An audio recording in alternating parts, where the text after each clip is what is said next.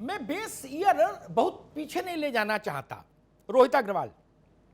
मैं 1970 को ही base year मान के एक बात कहता हूं, बहुत पीछे जाने से तो लाभ नहीं होगा, बहस भटक जाती है। 1970 में गेहूं क्या भाव था और सरकारी प्राइमरी स्कूल में मास्टर की तनख्वाह कितनी थी, देख लीजिए। 1970 में सोना क्या भाव था और गेहूं क्या भाव था। किसान को मिला क्या 70 से लेके आज तक? हर मौसम देख लिया हमने, हर चेहरा आजमा लिया हमने, कोई पार्टी नहीं बची जो सरकार में नहीं रह ली। किसके नाम का सिंदूर लगाए किसान? कौन सा चेहरा इतना सुरखरू है जो छाती पर हाथ रख के कहे कि हम जिए तो किसान के लिए और मरे तो किसान के लिए? एक आदमी बताओ ना। और जिन लोगों ने किसान के लिए संघर्ष किया, जिसमें महेंद्र सिंह टिकैत से लेके शरद जोशी तक हैं, वो लोग राजनीति में नहीं आए। मुझे राजनीति का एक चेहरा बता दो जिसने किसान के लिए अपनी आत्मा से ईमानदारी से प्रयास करके उसको सुख दिया हो। नहीं तो इतना अंतर कैसे आ गया? इतना अंतर कैसे आ गया? आज सरकारी स्कूल का, प्राइमरी स्कूल का मास्टर 40-45 हजार रुपए से शुरुआत कर रहा है। उसकी तनख्वाह ज्यादा है, मैं ये नहीं कहता, ठीक है, लेकिन किसान ने जो पैदा किया उसका मूल्य कहां पहुंचा 70 से आज तक? साल तो उतने हुए ना।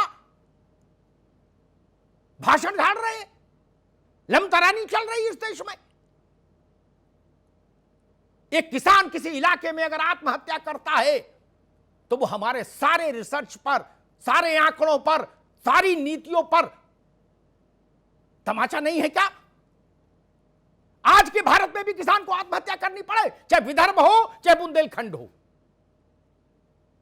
क्यों? सोचा है कभी? ईमानदारी से किसान के पास चीजें नहीं पहुंची जो पहुंचनी चाहिए थी।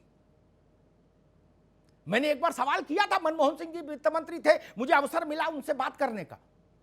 मैं तो गांव का ठेठ आदमी, मैंने उनसे कहा मुझे यह समझा दो, 50 पैसे की मक्का, 1-1.5 रुपया उसमें लागत लगा लो, 2 रुपया का पैकेट बना, और दिल्ली में पीवीआर में ये 180 रुपए का कैसे मिल रहा है? मक्के के फूले को आपने पॉपकॉर्न बोल दिया तो 180 का बिकेगा। आज आप पूरे मुल्क में तमाशा लिए घूम रहे हो और किसान के नाम का सिंदूर सब लगाओगे, हैं? ताबीज सब पहनोगे। हर आदमी ने यही कहा कि हमारी पार्टी किसानों के लिए जीती है, मरती है। हर सरकार ने यही कहा हमारी सरकार किसान के लिए जीती और मरती है। हर नेता ने, जैसे संपुट होता है ना रामायण में, वैसे शुरुआत करता है, किसान हमारे देश के अन्नदाता हैं। अन्नदाता की स्थिति ऐसी कैसे होगी जब आप सब उनकी फिक्र में इतने दुबले हो रहे थे, फिर भी अन्नदाता की स्थिति ऐसी होगी? आत्मालोचन का समय है, समीक्षा का समय है, अपने अंदर झांकने का समय है, आत्मचिंतन का समय है।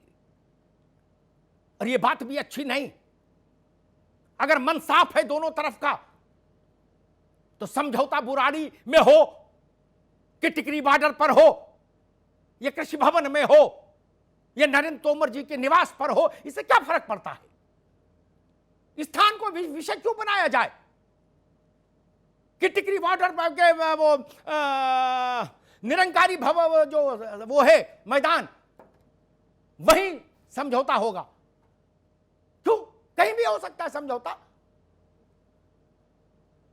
अगर समझौता होना है तो उसके लिए ऐसी शर्त नहीं आनी चाहिए, ये गतिरोध टूटना चाहिए। इस देश का किसान सड़क पर बैठा है इस पाले में, इस ठंड में। एक नारा लगता था, ओंकार भाई को याद होगा, पुराने आदमी हैं, नारा लगता था। आज वो नारा मुझे याद आ रहा है। वहां का नारा तो बदल गया परिस्थिति। अयोध्या के लिए नारा लगता था, राम लला है टाट में, नेता सारे ठाठ में। नारा लगा। रामलला का तो परिस्थिति बदल गई, भव्य मंदिर का निर्माण हो रहा, लेकिन आज मुझे वो नारा याद आ रहा है, किसान टाट में है, नेता सारे ठाठ में है। किसान लाठी खा रहा, पानी उसके ऊपर डाला जा रहा, सड़क पर रोटी बना खा रहा, लेकिन नेताओं ने का जीवन शैली पर कोई असर पड़ा क्या? नहीं, कोई नहीं। जिसके पास जितनी सुविधाएं हैं, सब पक्ष विपक्ष उतनी सुविधाओं में आनंद में है। ये तो देखना होगा। ये इसी देश के बच्चे हैं। मुक्तिदाता, अन्नदाता जैसे बड़े बड़े शब्दों से उनको वाचिक समर्थन मत दीजिए, केवल सहानुभूति।